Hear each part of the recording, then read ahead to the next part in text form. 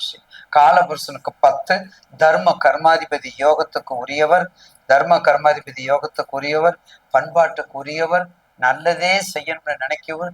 தான் உண்டு தா வேலை உண்டு, தான் உண்டு தாளம் உண்டு.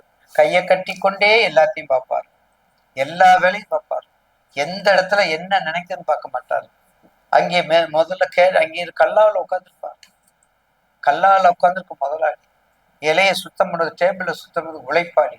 அப்போ உழைப்பாளியும் தொழிலாளியும் முதலாளியும், உழைப்பாளி தொழிலாளி முதலாளி மகரம் கும்பம். அப்போ கண்டிப்பாக கஷ்டப்பட்ட காலங்கள்லாம் போயிடுச்சு. நீங்க கஷ்டப்பட்ட காலங்கள்லாம் போயிடுச்சு, நஷ்டப்பட்ட காலம்லாம் போயிடுச்சு.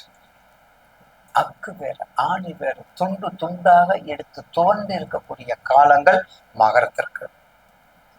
மகரத்திற்கு போச்சு, எதுவுமே பாக்கி இல்லை, இழந்தாச்சு, ரத்தத்தை உறிஞ்சிருச்சு அட்டை. ஆனா இனிமேல் வரக்கூடிய மகரத்திற்கு மகராசனா இருக்கக்கூடிய ராஜயோக வாழ்க்கை, மகராசனா இருக்கக்கூடிய ராஜயோக வாழ்க்கை. ஏங்க எல்லாம் முடிஞ்சிருச்சு, 7.5 சனியே முடிஞ்சிருச்சு, 7.5 சனியே முடிஞ்சிருச்சு. இன்னி என்ன எங்களுக்கு? இன்னி நாங்க எங்க தசாபத்தியை பார்த்துட்டு குழந்தைகளுக்கு கல்யாணம், எனக்கு கல்யாணம், பிள்ளைக்கு பேரம்பேத்தி, மகனுக்கு வேலை வாய்ப்பு, தொழில், வெளிநாடு, பஞ்சு, நாறு, தேங்காய் மட்டை, பூமிக்கு அடியுள்ள வேர்க்கடலை, கிழங்கு, உருளைக்கிழங்கு, கிழங்கு வகைகள், காய்கறிகள், விவசாயம், செழிப்பு, பால் பண்ணை, கோழி பண்ணை, பால் பண்ணை, கோழி பண்ணை. பாருங்க எவ்வளவு இருக்கு பாருங்க மகரத்துக்கு. அடிப்படை உதவி, அடிப்படை தேவையை நிவர்த்தி பண்ணுவது மகரம் கும்பம் தான். நல்லா கேட்டு புரிஞ்சுக்குங்க நேயர்கள். அடிப்படையான தொழில்னு கேட்டா, அது அடிப்படை தொழிலுக்கு என்ன ராசி வேணும்னு கேட்டா மகரமும் கும்பம் தான். நல்லா ஆய்வு பண்ணுங்க. ஐயா சொல்ற தப்பா ரைட்டான்னு கேளுங்க. உரிமை இருக்குது, உரிமை இருக்குது கேட்கறதுக்கு. தேவையில்லாத கமாண்ட்ஸ் தான் நான் கொடுக்க கூடாது. தேவை உள்ளதை எதை வேணாலும் இங்க கொடுக்கலாம், தெரிஞ்சுக்கிறதுக்கு தானே. எனக்கு தெரியாது நீங்க சொல்லுவீங்க, நீங்க உங்களுக்கு தெரியாது நான் சொல்ல போறேன், அவ்வளவுதான்.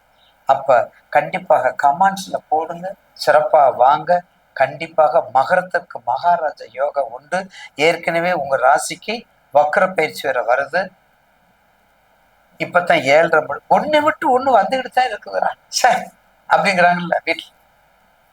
வீட்டுல என்ன சொல்லுவாங்க, என்னடா நேற்றுக்கு போனோம் பாட்டிக்க முடியல, இன்னைக்கு போனோம் பேரனுக்கு முடியல, நாளைக்கு போனா என்ன வாங்க போகுது, இதே பொழப்பா போச்சுரா அப்படின்லாம் பேசுறாங்க. ஜென்ரலா பேசுவோமே, ரியலா பேசுவோமே, ஜாதகங்கிற முறையில பேச வேண்டாம்.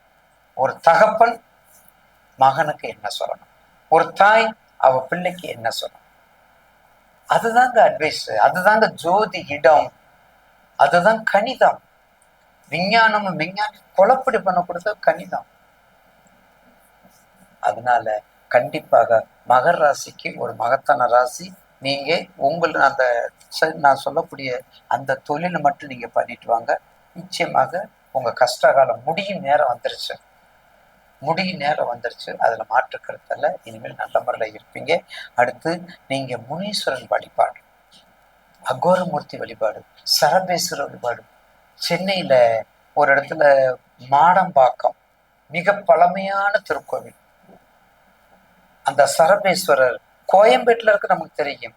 அதுவும் கோயம்பேட்டுல வடக்கு முக சன்னதி 274 பாடல் பெற்ற ஸ்தலங்கள்ல வடக்கு முக சன்னதி கோயம்பேடு. சிவபெருமான் வடக்கு முகமா இருக்கிறது, காளி வடக்கமா இருக்கிறது வேற, வெக்காளியம்மன் வடக்கு முகத்துல இருக்கிறது வேற. சிவபெருமானே வடக்கு முகத்துல இருந்தா அந்த தலம் எப்படி இருக்கும் கொஞ்சம் யோசித்து பாருங்க. அதே போல காளிகாம்பாள் நல்லா கும்பிடுங்க. அதே மாதிரி அந்த முனீஸ்வரன் வழிபாடு இதெல்லாம் பண்ணிட்டு வந்தீங்கன்னா மகர ராசி நேயர்களுக்கு இது ஒரு மகத்தான ராசியாக மாறும் என்பதுல மாற்று கருத்தல்.